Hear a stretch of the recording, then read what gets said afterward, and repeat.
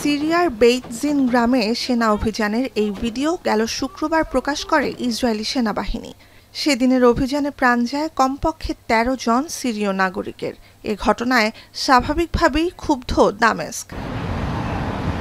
কয়েক দশকের স্বৈরশাসক আসাদ সরকারের পতনের পর ২০২৪ সালের ডিসেম্বর থেকে গেল এক বছরে সিরিয়ায় ১,০০০ বারের বেশি বিমান হামলা আর সীমান্তে অনুপ্রবেশ করে ৪০০-র বেশি স্থল অভিযান চালিয়েছে ইসরায়েল।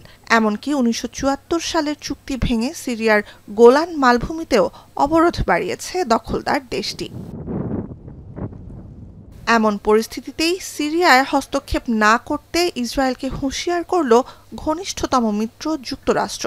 সিরিয়াকে অস্থির করে তোলা এবং সিরীয় শাসক গোষ্ঠীকে বিব্রত করার বিরোধিতায় ইসরায়েলের প্রতি এ হুঁশিয়ারি খোদ মার্কিন প্রেসিডেন্ট ডোনাল্ড ট্রাম্পের।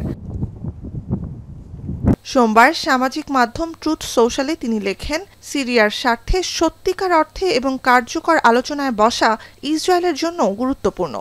দুই দেশের স্বার্থ রক্ষায় সিরিয়ার অন্তর্বর্তী প্রেসিডেন্ট আহমেদ আল শারা অক্লান্ত পরিশ্রম করে যাচ্ছেন বলে তার ভূয়সী প্রশংসাও করেন ট্রাম্প।